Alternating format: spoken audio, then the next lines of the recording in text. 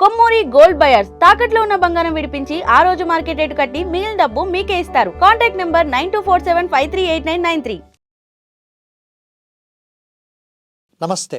Global Telangana association GTA founder chairman Kalvala Vishweshwar Reddy మనతో ఉన్నారు. నమస్తే విశ్వేశ్వరరెడ్డి. నమస్కారం. ఇప్పుడు ప్రధానంగా అమెరికా వెనుజులా మీద ఇంతగా విరుచుకుపడ్డానికి కారణం ఏంటి? అంటే ఇందులో మల్టీ ఫ్యాక్టర్ ఉంటుంది. అమెరికా ఎప్పుడు ఏ నిర్ణయం తీసుకున్నా సింగిల్ ఫోకస్ మీద వెళ్ళదు. తర్వాత హిస్టారికల్గా కొన్ని సామాజిక అంశాలు కూడా దీనిలో కొన్ని లోపాలు ఉన్నాయి. వాళ్ళు ఈ డ్రగ్స్ ఎక్కువ అక్కడి నుంచి ఎక్స్పోర్ట్ అవుతున్నాయి అనే దాని మీద గత ఫ్యూ ఇయర్స్ నుంచి వాళ్ళ మీద పెట్టి వెతుకుతున్నారు. మధ్యలో వాళ్ళకి కొన్ని బోట్స్ వచ్చినా కూడా వాటిని కూడా డెస్ట్రాయ్ చేశారు అమెరికన్ గవర్నమెంట్. అదేవిధంగా అంటే చమురు నిల్వ ఉండేది అనేది కొత్త విషయం కాదు, అది హిస్టారికల్. ఇది ఇంతకుముందు ఉంది కాబట్టి అంటే అమెరికా ఎప్పుడైనా బయట కంట్రీలో ఆ అమెరికా ఇంట్రెస్ట్ ఎలా ఉండబోతుందంటే ఏదో ఒక బిజినెస్ ఇంట్రెస్ట్ ఉంటుంది. అమెరికాకు ఉన్న సోషల్ ఇంట్రెస్ట్ ఉంది. ప్రపంచాన్ని మొత్తం తన దగ్గరికి అనుకుంటుంది అమెరికా. ఇప్పుడు నేను వాషింగ్టన్ డీసీలో ఉంది, political capital of the world Washington DC. ప్రతి కంట్రీ ప్రెసిడెంట్, ఒక 196 దేశాలలో ఉన్న ప్రతి కంట్రీ ప్రెసిడెంట్ అమెరికాలో ఉన్న వైట్ హౌస్కి వచ్చి వెళ్ళిపోవాల్సింది. అది ఏ రకంగానైనా మిత్రుడో శత్రువో మధ్యవర్గమో వాళ్ళు తప్పకుండా రావాలా, ప్రెసిడెంట్ని మీట్ కావాలి. ఏదో అయితే ప్రెసిడెంట్ మీట్ కావాలి, లేకపోతే డిపార్ట్మెంట్ ఆఫ్ స్టేట్ అని ఉంటుంది. అక్కడ department of state focus meetings కూడా చాలా జరుగుతుంటాయి. మాకు CIA ఉంటుంది, పెంటగాన్ ఉంటుంది, వైట్ హౌస్ ఉంటుంది, క్యాపిటల్ హిల్ ఉంటుంది. మొత్తం అక్కడనే కేంద్రీకృతం అవుతుంది. అంటే ప్రపంచ రాజకీయ వ్యవస్థ మొత్తం అక్కడే ఉంటుంది. ప్రతి కంట్రీలో ఉన్న ఇష్యూస్, వాళ్ళకి ఏదైతే స్ట్రెంగ్స్, వీక్నెసెస్, ఇప్పుడు కరెంట్ జియో పాలిటిక్స్ అంటుంటారు, అక్కడ ఉన్న ప్రతి సంఘటనను కూడా దీన్ని తీసుకొని చేస్తుంటారు. సో అందులో భాగంగానే ఈ కంట్రీని, వెనిజులా అనే కంట్రీని కూడా చూస్తున్నారు. దానికి ఒక టైం వచ్చింది, దానిపైన వీళ్ళు యాక్షన్. ట్రంప్ అనేటనే యాక్చువల్గా ఒక పొలిటీషియన్గా కాకుండా ఆయన యూజువల్గా మేము ఎట్లా డివైడ్ చేస్తామంటే ష్రూడ్ బిజినెస్ మెన్ అంటాం, క్రుక్కుడ్ పొలిటీషియన్ అంటుంటాం టిపికల్గా. ఇవి రెండు కలగలిపిన వ్యక్తి డొనాల్డ్ ట్రంప్. సో ఆయనకి మేక్ అమెరికా గ్రేట్ అగైన్ అనే ఒక నానుడితోనే ఆయన అమెరికా ప్రెసిడెంట్కి సెకండ్ టర్మ్ వచ్చారు. మీకు తెలుసు, ఫస్ట్ టైం అయిన తర్వాత ఎన్ని ఇబ్బందులు ఎదుర్కొన్నాడో అదంతా చరిత్ర అందరికీ తెలుసు. సో సెకండ్ దాన్ని మాత్రం ఒక ల్యాండ్ స్లైడ్ విక్టరీతోని వచ్చారు. అంటే వాళ్ళకి ఆ కంట్రీకి బయట కంట్రీలలో they are losing inside the country. రకరకాల దేశాల నుంచి వచ్చి ఇక్కడ మనం ఏ రకంగా కుళ్ళబొడుస్తున్నారు దేశాన్ని అన్న దానిపైన లేదు, మన కంట్రీ ఇంట్రెస్ట్ ఫస్ట్ ఉండాలి అన్న ఉద్దేశంతో మొదలుపెట్టిన ఈ యొక్క ప్రయాణంలో ఆయన మళ్ళీ గెలిచారు. సో గెలిచిన తర్వాత ఆయన నేచురల్గా కూడా ఆయన రిపబ్లికన్ పార్టీ ఐడియాలజిస్టిక్ రైటిస్ట్ వింగ్ అన్నట్టు ఐడియాలజీ, అంటే కంట్రీ ఫస్ట్ అన్న దాని మీద ఉంటుంది. గెలిచాక మొదటి నుంచి కూడా చేసింది ప్రతి కంట్రీలో ఉన్న ప్రోస్ కాన్స్ ఇష్యూస్ అడ్రస్ చేస్తూ దాన్ని ఏ రకంగా అమెరికాకు ఆపాదించుకోవచ్చు, అమెరికా నిల్వలు కానీ అమెరికా అసెట్స్ని కానీ దగ్గర ఉంచుకొని కూడా ప్రపంచంలో ఎక్కడెక్కడ నిల్వలు ఉంటాయో, అది మీరు ఫ్యూయలే కానివ్వండి, తర్వాత గ్యాసెసే కానివ్వండి, తర్వాత ఇంకా మన న్యాచురల్ రిసోర్సెసే కానివ్వండి, వాటి మీద కన్నేషం ఉంటుంది ఎప్పటికీ. న్యాచురల్గా ఎక్కడెక్కడ ఏం కంటెంట్ ఉంది, ఎందుకంటే ఒక దేశంకు వాటితోని స్ట్రెంత్ వస్తుంది. ఫైనాన్షియల్ స్ట్రెంత్ ఉంటే ఏమవుతుంది, రేపొద్దున క్వశ్చన్ చేస్తుంది అమెరికా.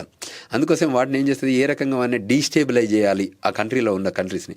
టిపికల్గా ఏం చేస్తుంది అంటే అమెరికా ఎప్పుడు పెద్దన్న పాత్ర పోషిస్తూ రెండు దేశాల బైలాటరల్ ఇష్యూస్ అని తీసుకొస్తాయి, ట్రైలాటరల్ ఇష్యూస్ అని తీసుకొస్తాయి.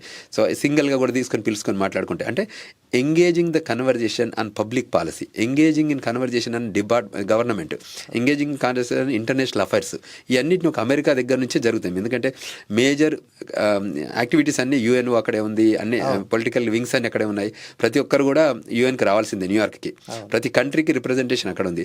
ఎస్పెషల్లీ యునైటెడ్ స్టేట్స్లో వాషింగ్టన్ DC కూడా ఎట్లయితే న్యూయార్క్ UN ఉందో అదేవిధంగా DCలో ప్రతి కంట్రీకి ఒక కాన్సులర్ అఫైర్ ఉంటారు. ఈధర్ ఎంబసీ అని ఉంటుంది, లేకపోతే కాన్సులేట్ అని ఉంటుంది. ఎందుకంటే అక్కడి నుంచే ఇవన్నీ కామర్సు, వీసాలు, ఫైనాన్షియల్ థింగ్స్ అన్నీ అక్కడ నుంచి ఆపరేట్, పొలిటికల్ ఇవన్నీ జియో పాలిటిక్స్ అన్నీ అక్కడి నుంచే జరుగుతుంటాయి. కాబట్టి ఎప్పుడు ఈ కంట్రీ అటువంటి చర్చల పైన ఉంటుంది. ఈ పర్టికులర్ వెనిజులా దానిలో సబ్జెక్ట్ తీసుకుంటే వాళ్ళు దీనికి ఒక రోజుతోనే జరిగింది కాదు, ఇది ఒక కాలక్రమేణా జరుగుతున్న కాంటెక్స్ట్లో తీసుకున్న నిర్ణయం ఇది. సరే, వెనిజులాకైతే అలా అనుకుందాం. వెనిజులా ఉదంతాన్ని చూసి భారత్ ఏం నేర్చుకోవాలి? భారత్కి ఏం ప్రమాదం లేదంటారా ఇలాంటి వ్యవహారాల వల్ల? భారత్కి ఎప్పుడు ప్రమాదం లేదు. అంటే మన భారత్కు ఉన్న స్ట్రెంగ్త్, యూత్, టెక్నాలజికల్ అడ్వాన్స్మెంట్. మనం అక్కడికి సప్లై చేసేది ఏంటి, టాలెంట్ని సప్లై చేస్తున్నాం. అంటే భారత్ నుంచి ప్రపంచ దేశాల్లో ప్రతి దేశానికి కూడా మనం ఇక్కడ నుంచి ఇచ్చేది టాలెంట్. ఇక్కడ ఉన్నంత టాలెంట్ ఎక్కడ లేదు. అంటే వరల్డ్లో యూత్ టాలెంట్. వీళ్ళు వేరియస్ కంట్రీస్ వాళ్ళకు ఇంట్రెస్ట్. మనం ఇక్కడ నుంచి అక్కడ డ్రగ్స్ పంపట్లేదు, మనం ఇక్కడ నుంచి అక్కడికి నెగటివ్ చేయట్లేదు, ఇక్కడ నుంచి మనం ఇల్లీగల్ వాళ్ళని డిప్లాయ్ చేయట్లేదు. వాళ్ళకి ఏంటంటే ల్యాండ్ బార్డర్స్ ఉండడం వల్ల వీళ్ళు ఏంటంటే ఆ కనెక్టివిటీ ద్వారా సొరంగాల రూపకం కానివ్వండి, గోడల దునికి రూపకం కానీ, మీకు బౌండరీస్ ఉన్నాయి కదా మెక్సికో బౌండరీలో, రకరకాల రూపకంగా కంట్రీ లోపలికి వస్తున్నారు.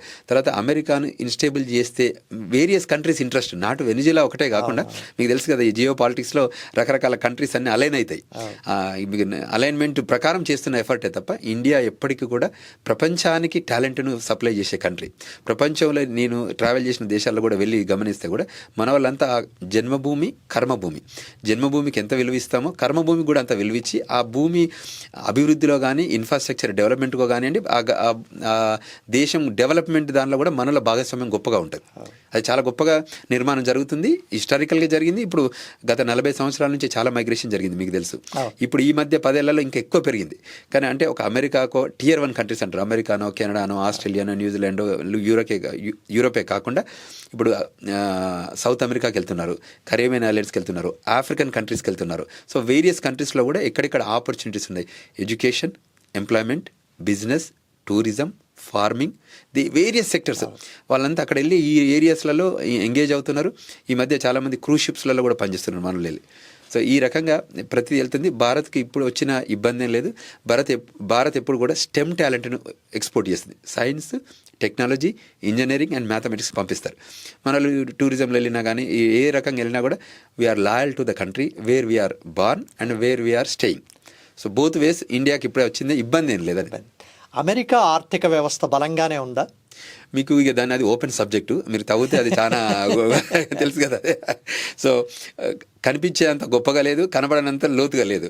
సో అందువల్ల చాలా ఇష్యూస్ ఉన్నాయి, దాన్ని కూడా అడ్రస్ చేసుకునే క్యాపబిలిటీస్ ఉంది. కాకపోతే ప్రపంచానికి ఒక పెద్దన్న పాత్ర పోషించే పాత్ర వాళ్ళ చేతుల్లో ఉంది. దాన్ని ఆధారంగా చేసుకొని ప్రపంచాన్ని ఏలాలనే ఆలోచనతో చేస్తున్నారు.